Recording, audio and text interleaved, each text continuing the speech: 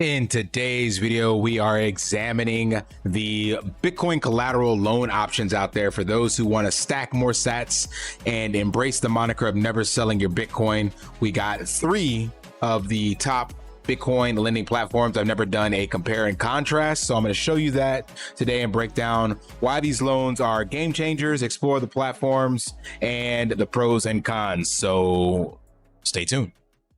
Bitcoin is booming. Are you cashing in or missing out? At Drip2 BTC, we're rewriting the rules of Bitcoin investing. Earn up to 30% ROI on your deposits, unlock incredible Bitcoin discounts, and transform credit into up to 3,000% APR growth. No hassle, just real results. Don't wait, your future is one deposit away. Drip2BTC.com. Invest smart today. Hey guys, welcome back. Drip Coach here with Drip and Farm for Poverty, where we don't trust, we verify, and operate with integrity and transparency. Coming up on this because there was a recent interview with Natalie Brunel and Jack on the Strike Bitcoin loan. So those are the newest in the space. There's probably some others out there that I'm not familiar with, but I'm specifically going to talk about Ledn, the one that I've tested. I don't have access to Strike and their loan amount minimum is too high. And then Morpho. So the pros and cons, we got 2 centralized CeFi versions and 1 DeFi version. But first and foremost, let's just go to this clip of Jack explaining what loans are and why they're beneficial, because there may be some out there that still don't understand why you'd want to get a loan out against your Bitcoin in the first place versus the typical just hodl strategy and try to sell, or for traders. Let's play this, slow this down. Yes, so the product works very simply. What you would assume like a real estate loan is you can borrow cash against your Bitcoin as collateral. So you can deposit Bitcoin or purchase Bitcoin on Strike, and then you can draw a cash loan against that Bitcoin. Now the LTV for now starts at 50%. So if you have $200,000 worth of Bitcoin, we'll allow you to borrow $100,000. You get access to that cash immediately, and Strike is a financial services platform. So you can instantly withdraw it to your bank. You can pay your bills. You can buy more Bitcoin with it if you'd like. So it is very useful. We've had customers that have put a down payment on a home. We've had customers that have financed an emergency surgery. We've had customers that have stacked more Bitcoin with it. So the reason the product is useful, and I think sometimes this gets misunderstood, is because it allows Bitcoiners to get access to the wealth they're creating in Bitcoin without having to part with the asset and create a taxable event. Because a lot of folks on the internet so far are like, why would I use this when I have a credit card that's giving me a cheaper term than you are? It's like, well, your credit card doesn't let you unlock your Bitcoin wealth. That's the point, is that Bitcoin 16 years ago was an asset that had 0 market cap. It was worth nothing. Today, it's over 2 trillion. So that's a very simple way to understand that $2 trillion worth of wealth has been created for those that have been buying and holding Bitcoin. And so in order for them to access that wealth, say they want to take that wealth that they have in Bitcoin and put a down payment on a house, finance a medical emergency, start a new business, buy more Bitcoin, pay for their kids' tuition in school. Today they have to sell the Bitcoin. They have to part with the asset that's compounding at 50% a year on average over the last 10 years. It's the best performing thing you can own. And then on top of that, in the United States, you create a taxable event. Yep. So all of the gains, you actually have to give a lot of them to the US government. And so this product is very different than a credit card or another lending product because it's specifically allowing you to access the wealth you built in Bitcoin. And so that's the value proposition. That's why the product has been popular for us. And from a high level, how it works, I'd love to get into some of the detail. All right, so that gives you an overview of why you would want a Bitcoin loan. So if you're not planning on doing trades or kind of trying to time the market, the only way to accumulate more sats is basically just dollar cost averaging and never selling. The flip side is what the hodlers do, or not the hodlers, the traders would do. So like maybe you're going to try to sell out at the top of this market cycle and then keep that cash on the sidelines and buy more Bitcoin when it dips down. That works, but guarantee the bulk of people will not be able to time that. So as he said, it's the best performing asset and best way to store your wealth. So I'm guessing the average person watching this content, you have some form of a salary in whatever currency and country you live in, and you probably have some sort of savings or buffer in your checking account, hopefully. So like if you make $1,000 a month, maybe you only spend $900 and there's $100 each month that you are saving. And you're saving that for a rainy day, a vacation, or whatever. Well, the best place to save it and store it would be, instead of having 100 USD or yen or euro or whatever, you would have 100 equivalent in Satoshis or Bitcoin. And that means over time, you might want to use that 100 each month that you saved and do something with it, but you don't want to sell it. So loans are the only option. Now, they don't come without some risk, and that's what we're going to examine. But first, we're going to look at the 3 platforms that are available and then a chart to kind of do a compare and contrast. So first and foremost, we got Ledn. They are one of the longest. There might be somebody else out there, but they definitely have the best proven track record. Never lost a single Satoshi. They have audits, proof of reserve. They don't rehypothecate unless you select the option. They even have insurance so that with BitGo, so that whatever you're giving them as collateral, you are guaranteed to get that back. And that's also probably why they have some of the higher rates due to the checks and balances and custodying of your assets. Remember, there is a risk because you are giving someone else your crypto, your Bitcoin, and they are holding that. But they, again, have the longest proven track record for keeping that safe and secure, and they've never lost a single sat, even when the market blew up with FTX, Celsius, BlockFi, and all that. So they don't rehypothecate. And then the ones that they do, you have to select that as an option to get a lower interest rate. And they make sure that those lenders are not rehypothecating like extra leverage on top of that. So Ledn is first and foremost due to security. They are not available everywhere, and some of the loan options that they have may not be available where you're at. So it is kind of limited, but you're paying for that security. Next is Strike, that Jack just got into the mix with.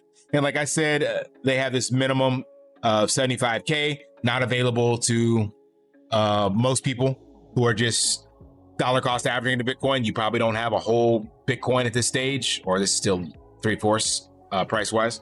So this is probably out of reach for most, but he's trying to get this available to other people globally as well in the US. Then last but not least is Morpho. They are a self-custody DeFi option. So these are peer-to-peer loans using smart contracts. And because of that, it is a much cheaper rate. I think the average is around 4 to 5%. And there is, of course, smart contract risk and audits and things of that nature, but this is the cheapest and the newest kid. I wouldn't say the newest, Jack is the newest, but the newest kid on the block in regards to DeFi and things of that nature. So there are different options depending on where you're at and what you're looking for. And that's where this chart comes into play that might make this easier to see. So up top, we got Ledn, Strike, and Morpho. You can see Strike and Ledn have similar interest rates, and Morpho is the only single digit. Jack mentioned in this podcast interview, they're trying to get in the single digit. But the reason why these are so high is because in order for them to get dollars from someone else, they have to beat the current lending rate, which is like 4% that in treasury bonds that you can kick out to 20 to 30 years. So people are willing to park capital longer term in US treasuries that have been proven that you're going to get that money back. You may not be worth the same, but at least you get your dollars back. So they have to make it advantageous for whoever's giving them the dollars. Whereas Morpho can kind of get that same rate because people in the DeFi space, smart contracts, they're willing to go lower. They're willing to put their dollars on a DeFi platform for 5%, 2%, 3%. Even Coinbase has 4%, just leaving it in USDC on their platform. So they're able to get lower rates because it's more competitive and you have more people in the market that can make up that pool. The loan amount on Ledn is 500 as the minimum. There's no max. Strike, yeah, that's 75K. Morpho, I don't know if there's a minimum or not. I think I've done 100 on Morpho. So it might be lower, but I know you can get at least 100 with them. The LTV is the most advantageous on Morpho. So all of them require 50% to start. So if you have $1,000 worth of Bitcoin, you'll only be able to get $500. That's the same on all three of these, I believe. With Strike, though, you got to start with 75K. But the liquidation on Morpho is all the way up to 86%, whereas on Ledn, it's 80%. So that means your LTV ratio can go as high as 86% before you're at risk. So this allows you much more volatility before you get liquidated or before you have to add collateral to it. 12-month terms for both Ledn and Strike. no deadline. This is 12 month as well. It's saying no deadlines, but it's 12 months because I already did this one. And you can refinance at any time, and you can add more collateral and borrow more against it as well.